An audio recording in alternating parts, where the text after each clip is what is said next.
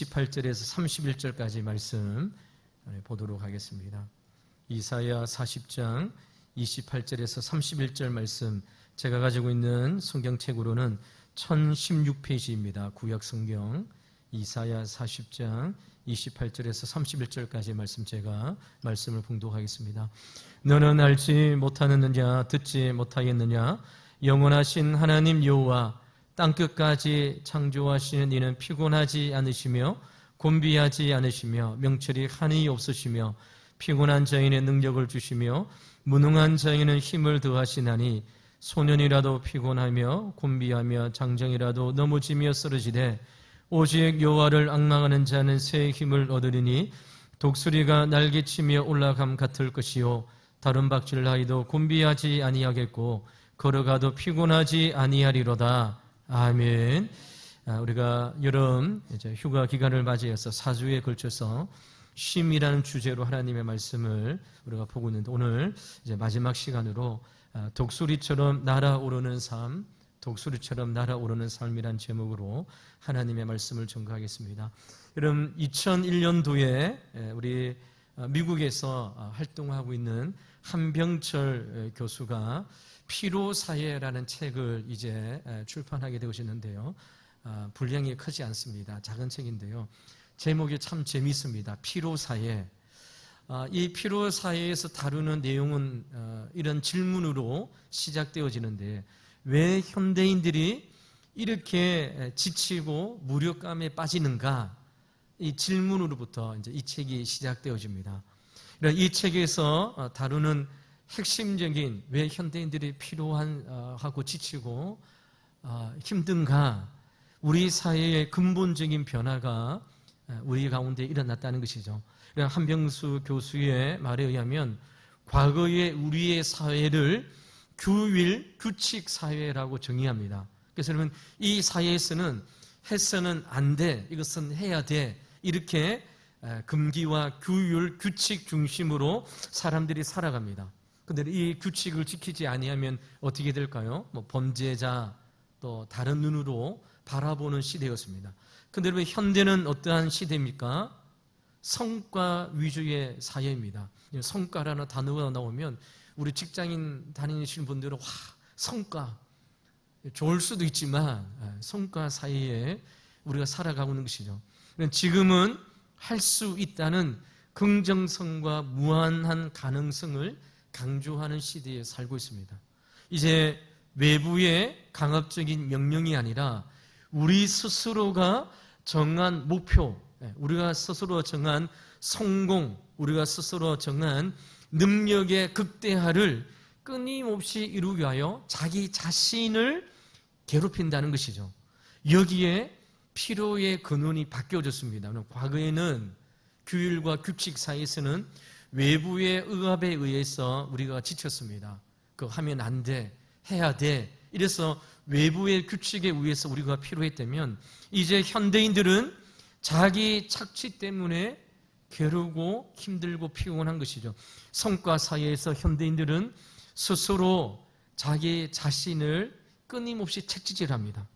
그래서 여러분, 현대인들은 자기 자신이 가해자인 동시에 그 채찍에 맞아 쓰러지는 피해자라고 이 책에서 이야기합니다. 이처럼 여러분, 스스로 착취하는 행위가 일반화되어져 있고, 내가 무엇인가 목표를 세워서 그것에 도달하기 위해서 끊임없이 달려가는 이러한 시대 속에서 타인에 의해서 내가 착취를 당하는 것보다 훨씬 더 많이 내 스스로가, 내가 내 자신에게 끊임없이 채찍을 가하는 시대에 우리가 살고 있다는 것이죠. 이런 결국 무엇일까요? 모든 것을 다 할 수 있다, 해야 돼. 오늘도 직장에서, 사회에서, 사업장에서 이 정도의 목표를 달성해야 되는 이러한 내 스스로의 규칙을 통해서 내 스스로가 억압하고 내 스스로를 끊임없이 채찍질을 하는 것이죠.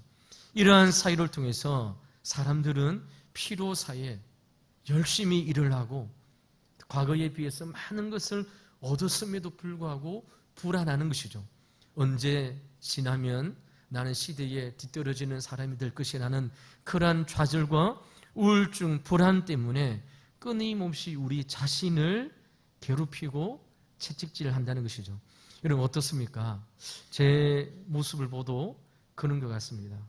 내가 소망하는 교회, 내가 원하는 교회의 모습, 내가 세워놓고 끊임없이 내 자신을 채찍질하는 것이죠.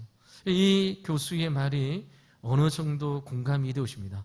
이 책에서 여러분 그러므로 현대인들이 새로운 자극을 받고요, 정보를 얻고 지식을 추구하고 빨리빨리 진행되어지는 삶을 살지만 현대인들에게 진정한 쉼과 회복을 경험하지 못하는 피로 사회가 되었다라고 이야기합니다.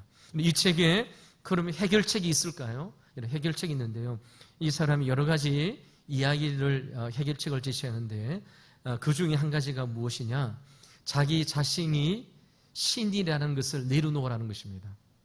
왜냐하면 끊임없이 내가 세웠던 목표를 달성하게 하여 달려갈 때에 내가 완벽한 신, 내가 완벽한 존재라는 것을 내려놓을 때에 그 자리에 진정한 쉼과 회복을 경험할 수 있다라고 제시하고 있습니다. 이 사람이 예수님을 믿는 사람인지 그리스도인지는 저는 알 수 없습니다. 그러나 이 해결책을 우리에게 적용해 볼 때 어떠한 이야기가 될 수 있을까요? 나 자신을 의지하지 말고 하나님을 의지하라는 것입니다. 하나님을 놓아두고 내가 설정한 그 목표를 위하여 끊임없이 달려가는, 그래서 우리 자신을 괴롭히는 그러한 채찍질 사회에서 내 자신이 아니라 하나님을 의지하고 하나님의 전능하심을 붙잡을 때에 그 가운데에 우리는 진정한 쉼과 회복을 경험할 수 있음을 우리가 이분의 책을 통해서 우리가 경험하게 알 수 있는 것이죠. 오늘 우리가 했던 본문의 말씀의 배경은 이사야 20장 27절에서 시작되어집니다. 이사야 40장 27절 말씀을 한번 보시기 바랍니다. 야곱아 어찌하여 내가 말하며 어찌하여 내가 이르기를 내 길은 여호와께 숨겨졌으며 내 송사는 내 하나님에게서 벗어난다 하느냐라고 말씀합니다. 여기에 이스라엘 백성들이 하나님 앞에 기도하고 구하는 것이 있습니다. 무엇이냐면 내 길은 하나님께서 숨겼다, 나의 송사는 하나님에게서 벗어났다, 이렇게 기도하고 간구하는 것이죠. 이것은 동일한 의미입니다. 지금 이스라엘 백성들이 바벨론에게 의해서 포로가 되어서 이런 바벨론의 노예 생활 가운데 있는 가운데 이스라엘 백성들이 하나님 앞에 탄식의 기도를 하고 있는 것이죠. 극심한 고통 가운데서 전혀 자기들을 돌아보지 않으시는 하나님을 향하여 이렇게 불평과 불만을 터뜨리고 있는 것이죠. 이런 세 번역으로 이사야 40장 27절을 말씀을 보면 좀 더 명확하게 다가옵니다. 이런 이사야 40장 27절 우리 세 번역 성경에 보니까 이렇게 기록되어 있습니다. 야곱아 내가 어찌하여 불평하며 이스라엘아 내가 어찌하여 불만을 토로하느냐? 어찌하여 주께서는 나의 사정을 모르시고 하나님께서는 나의 정당한 권리를 지켜주지 않는다 하느냐라고 말씀하고 있습니다. 이런 이 이스라엘 백성들의 외침이 어디에서 많이 듣던 외침이지 않습니까? 우리 믿음의 성도들 삶 가운데서도 좀 예기치 않는 어려움이 오고 예기치 않은 고난이 올 때에 많은 사람들이 이런 고통과 절망 가운데에 하나님 앞에 울부짖는 기도의 내용입니다. 그럴 때 우리는 이런 고통 가운데 있을 때 이사야에 나와 있는 말씀처럼 하나님 앞에 기도하는 것이죠. 하나님께서 나와 함께 하시는지, 하나님께서 나의 기도의 말씀을 듣고 계시는지, 하나님께서 지금 내가 경험하고 있는 이 세상의 고통과 어려움을 하나님께서 알고 계시는지 하나님 앞에 기도하게 되십니다. 그래서 사랑하는 성도 여러분, 오늘 우리가 읽었던 본문의 말씀은 희망을 잃어버리고 지쳐있는 이스라엘 백성들에게 주시는 하나님의 긴급한 메시지입니다. 오늘 이제 본문의 말씀을 통하여 절망적인 상황과 지쳐있는 영혼의 회복에 대한 하나님의 말씀을 통하여 다시 한 번 더 이제 휴가 기간이 끝나고 이제 2학기가 시작되어지는데 다시 이 말씀을 통하여 하나님께서 우리에게 주셨던 믿음의 길, 사명의 길을 달려가는 우리 성도들이 되었으면 좋겠습니다. 우리 두 번의 말씀을 우리가 함께 살펴볼 건데요. 첫 번째로 절망적인 상황을 극복하기 위해서 첫 번째로 우리의 시선을 하나님께로 옮기라는 것입니다. 이사야 40장 28절 오늘 본문의 말씀 다시 한번 보시기 바랍니다. 너는 알지 못하느냐 듣지 못하느냐 영원하신 하나님 여호와 땅끝까지 창조하신 이는 피곤하지 않으시며 곤비하지 않으시며 명철이 한이 없으시며 라고 말씀하고 있습니다. 이 28절 서로의 말씀해 보니까 하나님께서 이스라엘 백성들에게 묻고 하나님께서 답하는 형식으로 되어져 있습니다. 하나님께서 우리에게 묻습니다. 너는 알지 못하느냐? 너는 듣지 못하느냐라고 두 번에 걸쳐서 질문을 하고 있습니다. 이런 이스라엘 백성들은 오랜 포로 생활과 고난 속에서 하나님이 우리를 잊으셨다라고 이렇게 생각했습니다. 이사야 선지자를 통해서 주시는 하나님의 대답이 무엇입니까? 이사야 선지자의 대답이 무엇입니까? 그것은 하나님이 어떠한 분이신지를 말씀을 통하여 기억하라는 것입니다. 이것이 절망과 피로와 어려운 상황 가운데 놓여져 있는 이스라엘 백성들에게 주시는 하나님의 해결책이라는 것이죠. 하나님은 영원하신 분이시다. 하나님은 땅끝까지 창조하신 분이시다. 하나님은 피곤하지 않으시고 하나님은 지칠 줄 모르시는 분이시다. 하나님 지혜가 무궁하시다는 분이심을 말씀을 통하여 이스라엘 백성들에게 깨닫게 하는 것이죠. 결국 절망에서 나오는 비결이 무엇일까요? 절망 가운데 나오는 비결은 바로 하나님이 어떠한 분이신지를 제대로 아는 것입니다. 하나님을 아는 것이 능력이고 하나님을 아는 것이 좌절되어 있는 우리의 현실의 삶 가운데 이겨내갈 수 있는 능력임을 주님께서 우리에게 말씀하고 있는 것이죠. 오늘 28절의 말씀을 통하여 하나님이 어떠한 분이시라 말씀하고 있습니까? 세 가지를 말씀하고 있죠. 28절 말씀에 보면 첫 번째로 하나님은 영원하신 분이시다라고 말씀합니다. 여기서 영원하시다는 분은 하나님의 존재가 시작도 끝이 없는 영원히 존재하시는 분이라는 말씀도 의미가 있지만 오늘 말씀의 앞뒤의 문맥에 의해서 하나님이 영원하시다는 것은 하나님께서 하셨던 약속의 말씀을 하나님께서 신실하게 지키시는 분이라는 사실을 의미하는 것입니다. 여러분 이스라엘 백성들을 한번 생각해 보시기 바랍니다. 지금 이스라엘 백성들은 가나안 땅이 아니라 바벨론 지역에 포로로 잡혀왔습니다. 이런 옛날 우리 영화나 또 이렇게 책을 보면 이 당시의 사람들은 나라와 나라와의 전쟁을 어떻게 생각했습니까? 신과 신의 전쟁으로 생각했습니다. 그래서 여러분 이 민족이 전쟁을 통해서 다른 민족을 이기면 우리가 섬기는 신이 이쪽 나라와 민족을 섬기는 신을 이겼다.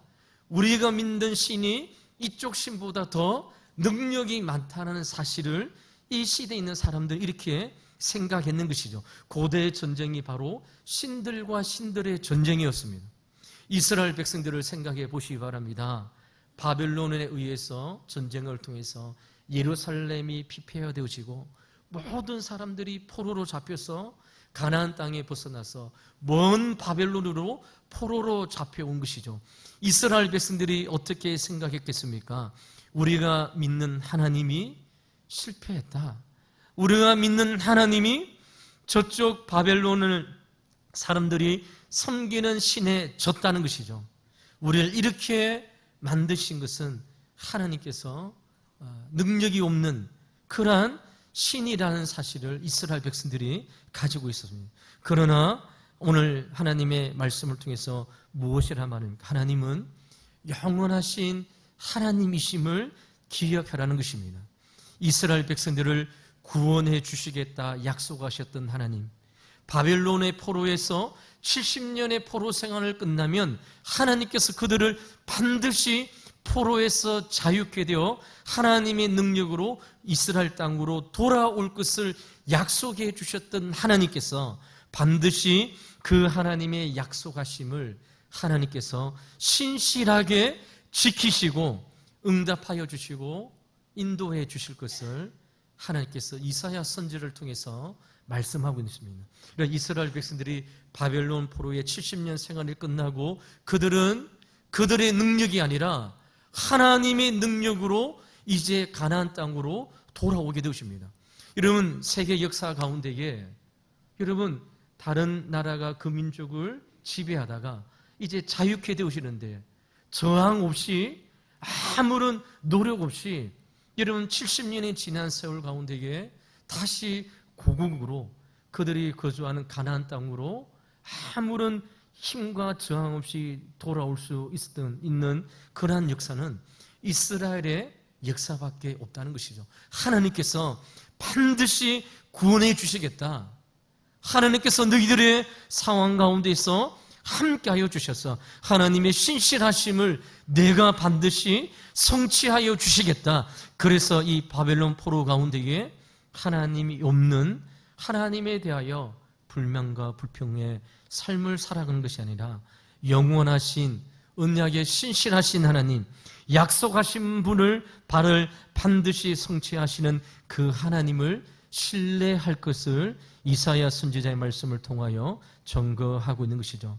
하나님께서 구원해 주시겠다. 하나님께서 인도해 주시겠다. 그 약속을 어기지 않고 약속해 주시는 분이, 성취하여 주시는 분이 바로 하나님이시라는 것이죠. 두 번째로 우리가 믿는 하나님, 우리가 예배를 드리는 하나님이 어떠한 분이십니까? 28절의 말씀에 보면 땅끝까지 창조하신 분이라 말씀하고 있습니다.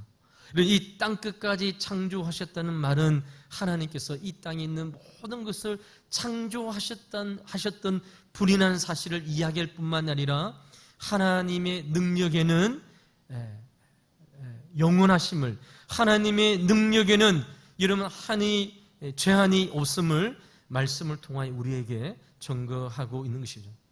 여러분, 우리가 다른 사람과 약속할 때요, 다른 사람이 우리에게 무엇인가를 들어달라고 부탁합니다. 근데 여러분, 그 약속을 들으시고 싶은 마음은 있습니다. 근데 여러분, 그 약속을 지킬 능력이 없다면 얼마나 우리가 답답합니까? 그러나 여러분, 하나님은 약속을 지키실 마음이 있을 뿐만 아니라 또 그 약속을 지킬 수 있는 능력 또한 가지고 계신 분임을 28절의 말씀을 통하여 땅끝까지 창조하신 분임을 말씀하고 있는 것이죠. 하나님의 능력에는 제한이 없다는 사실을 말씀하고 있습니다. 이사야 40장 15절의 말씀에 보면 하나님이 어떠한 분이심을 이야기하고 있는데요. 이사야 40장 15절, 우리 세번역 성경으로 앞에 나와 있는 말씀을 한번 보시면 하나님께서 자신을 이렇게 드러내고 있습니다. 이사야 40장 15절 말씀입니다. 그에게는, 하나님이겠죠, 그에게는 문나라가 고작해야 두레박에서 떨어지는 한 방울 물이나 저울 위의 티끌과 같을 뿐이다. 섬들도 먼지를 들어 올리듯 가볍게 들어 올리신다라고 하나님께서 이스라엘 백성들에게, 우리에게 하나님이 어떠한 분이심을 말씀을 통해서 이야기하고 있는 것이죠. 지금 이스라엘 백성들에게 닥친 상황을 보면 대제국 바벨론에게 통치와 압제를 당하고 있습니다. 전쟁에서 패하여 예루살렘이 함락되어지고 다 파괴가 되어서 포로로 바벨론으로 잡혀온 상황 가운데 놓여져 있습니다. 그러나 하나님의 앞에서는 대제국 바벨론은 아무것도 아님을 말씀하고 있는 것이죠. 이사야 40장 15절의 말씀에 보니까 바벨론뿐만 아니라 그 당시 이런 전 세계를 지배했던 이집트, 애국, 그리고 페르시아, 이 모든 지역들이, 모든 강대국들의 힘을 다 합쳐도 물방울 한 정도 떨어지는 것에 불과하다라고 말씀하고 있습니다. 여러분, 두레박에 물이 떨어지는데요, 물방울 한 방울이 떨어집니다. 물방울 한 방울을 무서워하는 사람이 있습니까? 전혀 없습니다. 하나님의 능력이 마치 이거와 같다는 것이죠. 강대국인 바벨론, 그리고 여러분 그 밑에 있는 이집트, 애굽, 그리고 여러분 열방에서 떠오르는 여러분 페르시아, 이 모든 지역 세계를 지배하는 이 세상의 나라는 물 한 방울 떨어지는 것에 불과한 것이죠. 여러분 저울을 재는데요, 그 저울에 티끌과 같을 정도로 미미하다는 것입니다. 엄청난 섬들도 하나님 앞에서는 먼지와 같다라고 말씀하고 있는 것이죠. 이것이 바로 하나님의 무한하신 능력을 말씀하고 있는 것이죠. 사랑하는 성도들, 우리는 내 경험을 통해 하나님이 어떠한 분이신지 내 경험에 하나님의 능력을 축소시킵니다. 하나님의 능력을 제한시키는 것이죠.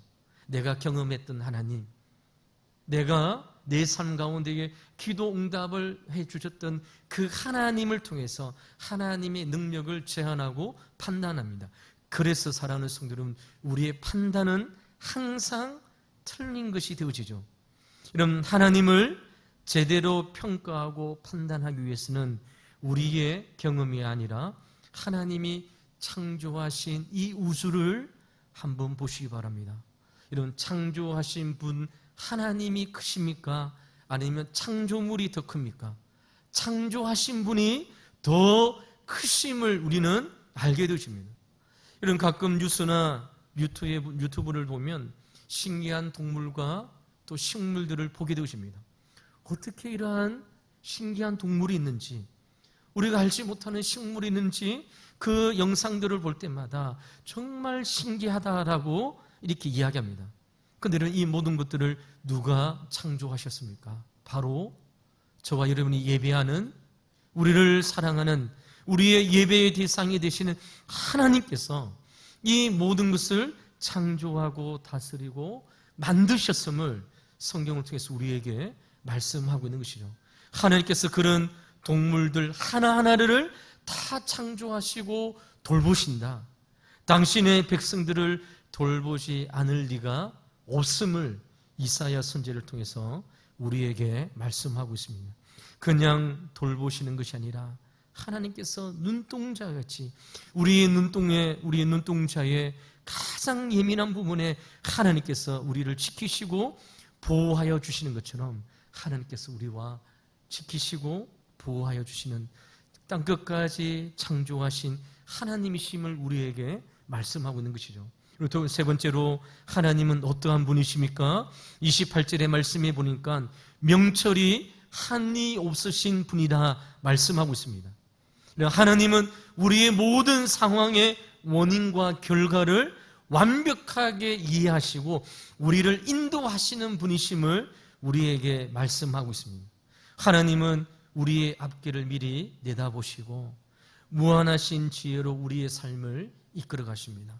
우리가 수요일 예배를 통해서 창세기 말씀을 통해서 살펴보고 있는데요, 이런 창세기 37장에 보면 이런 요셉이 형들에 의해서 팔려지게 되어집니다. 노예를 통해서 애굽의 노예로 팔려져 가는 것이죠. 이런 17세의 나이, 15세의 나이, 정말 민감한 나이에 형들에 의해서 배신을 당하고 이런 집을 떠나, 부모님의 집을 떠나 먼 애굽으로 노예 상인에 의해서 팔려가게 되십니다. 이런 그 말씀을 보면 요셉의 삶이 끝난 것이 아닙니까? 여러분, 형들에 의해서 배신을 당하고 이러면 집을 떠나 노예로 살아갈 때 요셉의 삶은 이제 끝난 것처럼 보입니다. 그런데 여러분, 창세기 42장의 요셉의 고백이 무엇입니까? 형들이 나를 애굽에 판 것이 아니라 하나님 당신의 약속하심을 성취하시기 위하여 나를 애굽 땅에 먼저 보냈다는 것입니다. 형들이 판 것이 아니라 하나님께서 아브람과 이삭과 야곱에게 주셨던 하나님의 당신의 약속하심, 하나님께서 큰 민족을 이루고 땅을 주시겠다는 하나님의 약속의 말씀을 성취하기 위하여 하나님께서 요셉을 이러면 먼저 그 젊은 나이에 그러한 오름 가운데서도 하나님께서 그러한 삶으로 인도해 주신 것이죠.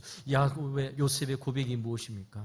하나님께서 나를 이곳에 보내셨다는 것입니다. 이것이 바로 명철이 한이 없으신 하나님이심을 우리에게 말씀하고 있습니다. 사랑하는 성도들은 우리의 인생에 주어지는 예상하지 못했던 어려움들이 있습니다. 힘듦이 있습니다. 고난이 있습니다. 우리는 그 모든 것들이 왜 우리 삶에 일어나는지 다 이해할 수 없습니다. 하나님도요, 우리에게 그 모든 이유를 다 설명하지 않는 것 같습니다. 요셉의 삶이 그렇습니다. 이런 애굽으로 노예로 잡혀가서 열심히 일하여 보디발 장군 집에 이제 일을 맡는 사람이 되었습니다. 그런데 여러분, 보디발 아내가 유혹하고 그 유혹을 벗어나기 위하여 도망칠 때에 야곱이 상을 받은 것이 아니라 더 깊은 감옥으로 들어가는 것이죠. 요셉의 삶 가운데에, 우리의 삶 가운데에 주어지는 여러 가지 환난들을 우리는 다 이해할 수 없지만, 그러나 확실한 것이 있습니다. 그것이 무엇입니까? 내 인생의 모든 순간 완전하신 하나님께서 내 삶을 이끌고 있다는 사실입니다. 전능하신 하나님께서, 명철이 한이 없으신 하나님께서 완전하신 하나님의 계획 가운데에 저와 여러분의 삶을 인도하고 있음을 오늘 성경을 통해서 우리에게 말씀하고 있는 것이죠. 그러므로 하나님께서는 우리를 항상 최고의 것으로, 최상의 때에 최고의 방법으로 하나님께서 우리를 인도해 주십니다. 그것이 바로 명철이 한이 없으신 하나님이심을 성경 우리에게 말씀하고 있는 것이죠. 사랑하는 성도 여러분, 우리는 힘들면 자꾸 우리는 우리의 상황과 문제에 집중합니다. 내 상황이 이러니까 나는 할 수 없어. 나는 왜 이렇게 약하지? 그래서 우리 문제 가운데 놓여 있을 때에 전능하신 하나님을 보는 것이 아니라 계속 우리는 나 자신을 보고 문제에 함몰되어지고 그 상황 가운데 빠지게 되어지는 것이죠. 그러나 주님께서 오늘 회복의 출발점을 우리에게 말씀하고 있습니다. 그 출발점이 무엇입니까? 시선을 하나님께 두라는 것입니다. 환경과 상황 가운데 두지 말고 전능하신 하나님 앞에 둘 때에 영원하신 하나님, 절대로 지치지 않고 피곤하지 않으시는 하나님, 하나님의 지혜는 우리는 다 이해할 수 없지만, 그러나 명철이 한이 없으신 하나님께서 반드시 하나님의 뜻 가운데 우리를 인도하여 주시고 우리를 지켜주시고 우리를 보호하여 주실 것을 하나님께서 우리에게 말씀하고 있는 것이죠. 이것이 바로 저와 여러분이 믿는 하나님이심을 우리에게 말씀하고 있습니다. 우리가 알고 있는 경험에 의해서는 하나님, 여러분, 다른 사람들이 증거해 주는 간증을 통해서 경험되어지는 하나님, 설교자의 말씀을 통하여 듣게 되어지는 하나님이 아니라 오늘도 내 삶에 깊이 개입하여 주셔서 하나님께서 무한하신 능력으로 이 땅에 있는 모든 것을 창조하신 그 하나님께서 나와 함께 하시는 분이심을 말씀을 통하여 깨닫기를 말씀하고 있는 것이죠. 두 번째로 절망적인 상황 가운데 극복할 수 있는 두 번째 회복의 열쇠가 무엇입니까? 하나님을 전적으로 의지해라 말씀하고 있습니다. 이런 이사야 40장 29절과 30절 말씀에 보면 이렇게 말씀합니다.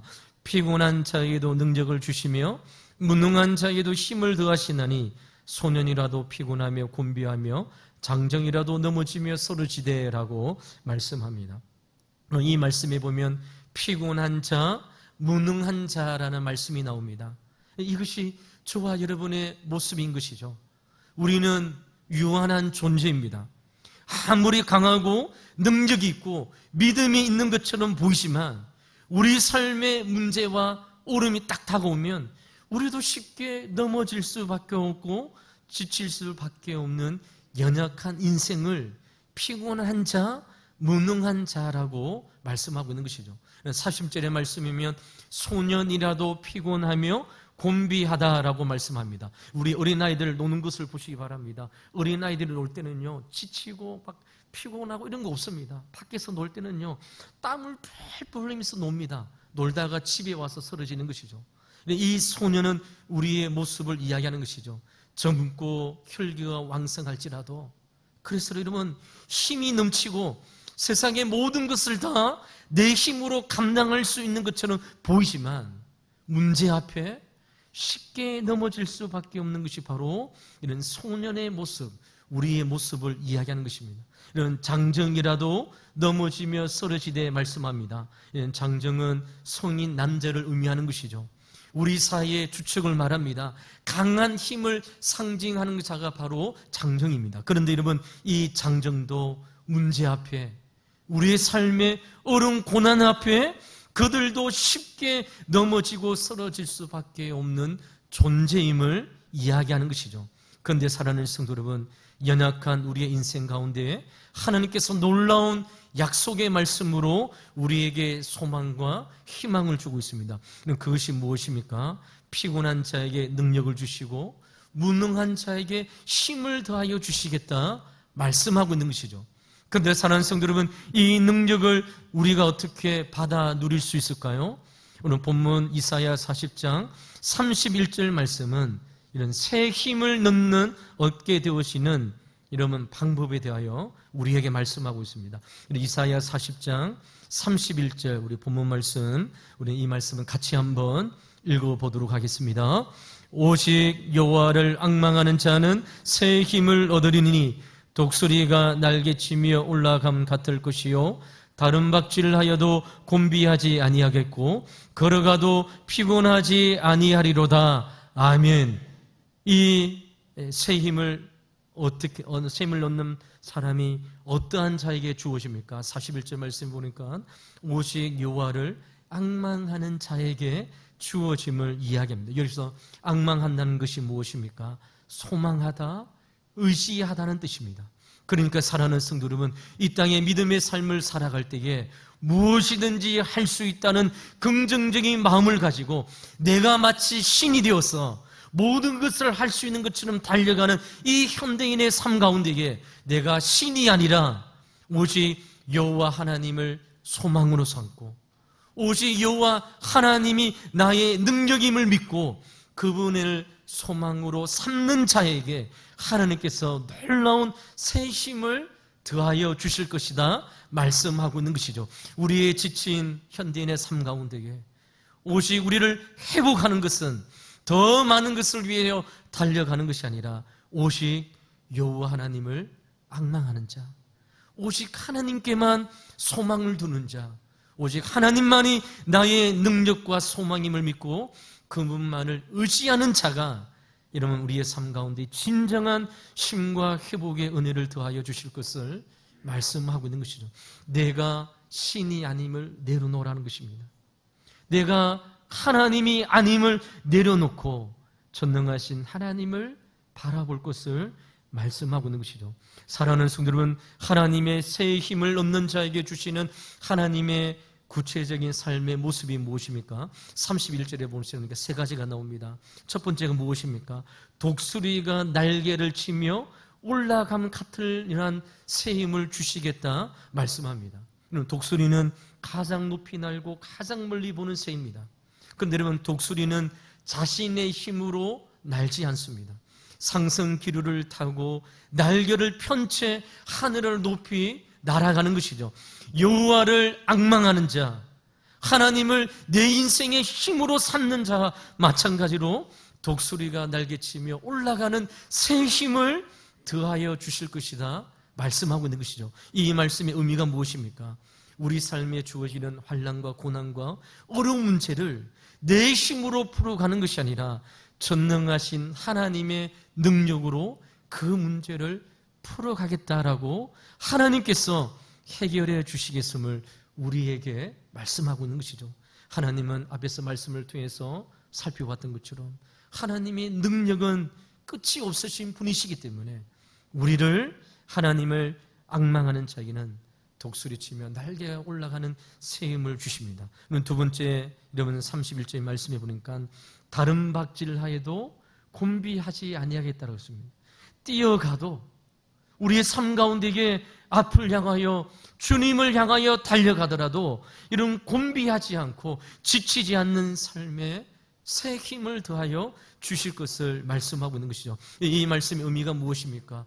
우리의 인생의 경주, 달려가는 삶 가운데에 우리 혼자가 아니라 하나님께서 나와 동행해 주시겠다 말씀하고 있는 것이죠.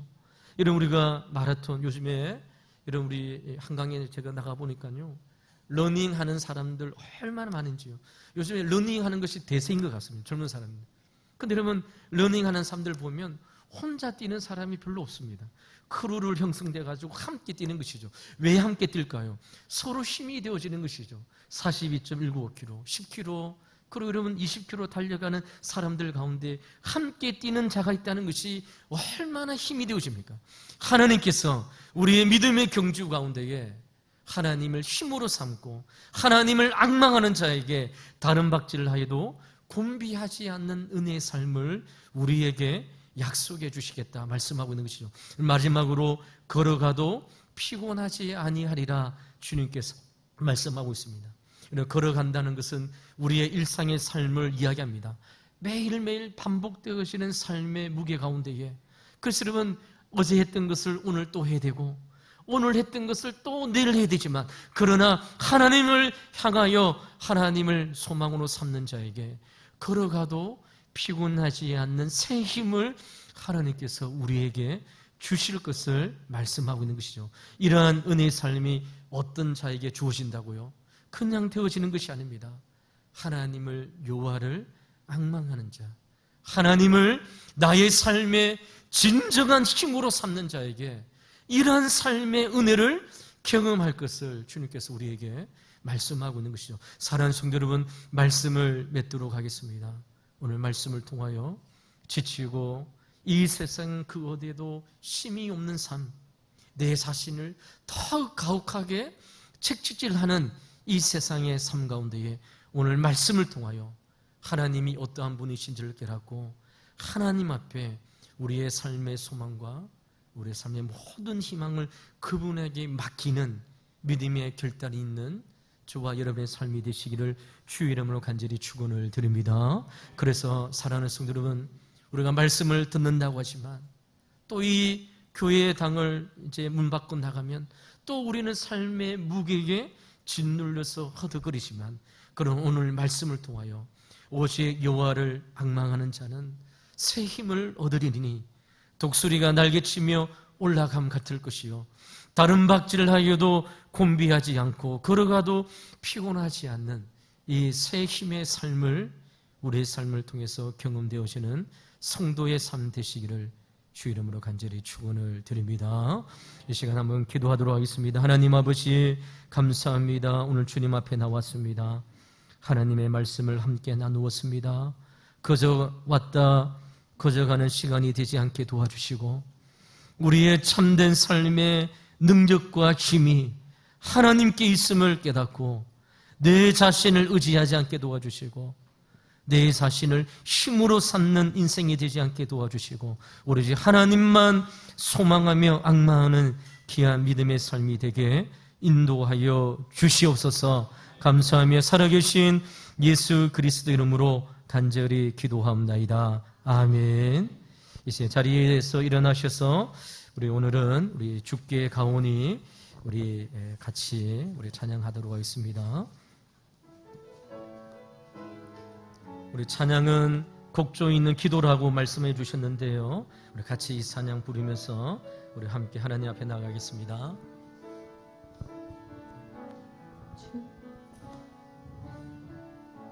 주께 가오니 날 새롭게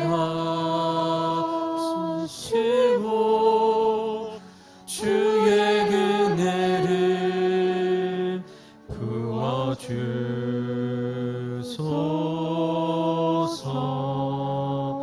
내 안에 발견한 내 안에 발견한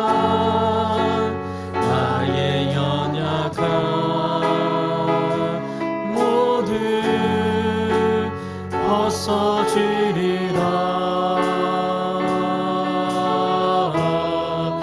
주의 사랑으로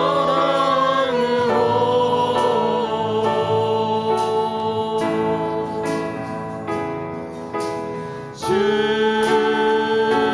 사랑 나를 붙드시고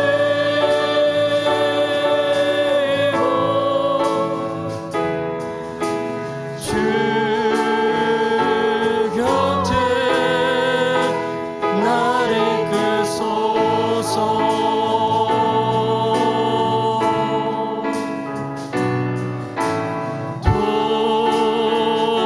독수리 날개쳐 올라가듯 나 주님과 함께 일어나 걸으리. 주의 사랑 안에 나의 눈 열어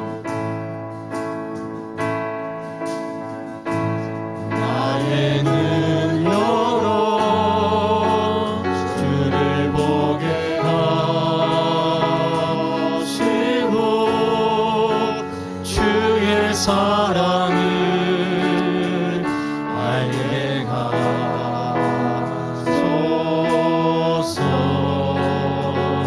매일 나의 삶에 매일 나의 삶에 주의 뜻이 이토록 새롭게 하소서. 주의 사랑으로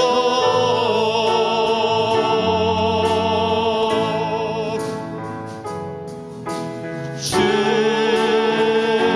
사랑 나를 붙드시고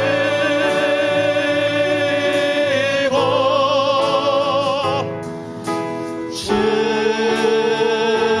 곁에 나를 이끄소서.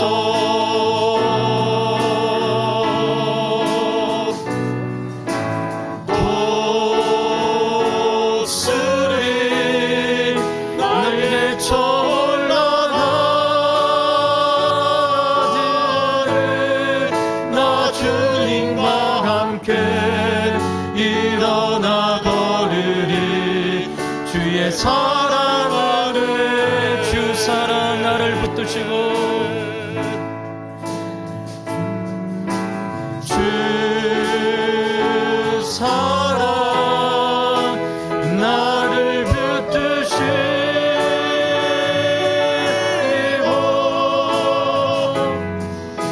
주 곁에 나를 이끄소서. 독수리 날개쳐 올라갔지 독수리 날개쳐 올라가듯 나 주님과 함께 일어나 걸으리. 주의 사랑 안에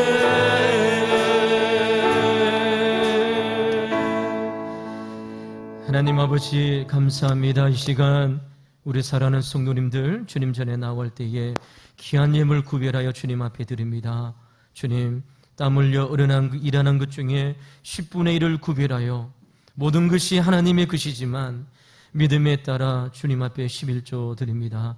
하나님 범사에 감사의 감사헌금으로 다음 세대에 복음을 전하기 위해 장학헌금으로 땅끝까지 그리스도의 복음을 전하라 성경헌금으로 주님 앞에 드립니다. 주의 몸된 교회를 또 관리하는 성정 목적 헌금으로 주님 앞에 드립니다.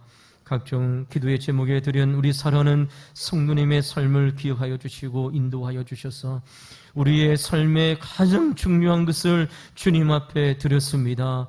우리의 삶을 인도하여 주시고 함께하여 주셔서 주님의 힘으로 살아가는 인생, 하나님을 소망으로 살아가는 복된 인생이 되게 인도하여 주시옵소서. 주님, 하나님 앞에 기뻐하며 감사함으로 드렸습니다.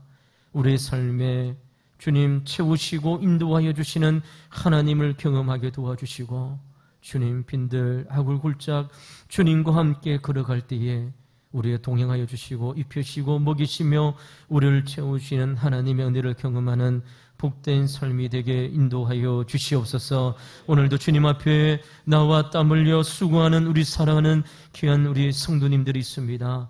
이들의 수고를 기억하여 주시고 하나님 주님 나라에 설 때에 주님께서 우리에게 착하고 충성된 종이라 주님 우리를 불러주시고 칭찬하여 주시고 하늘의 생명의 면류관 하나님의 의의 면류관을 세워주실 것을 소망하는 저희들 될 수 있도록 우리 하나님 함께하여 주시옵소서.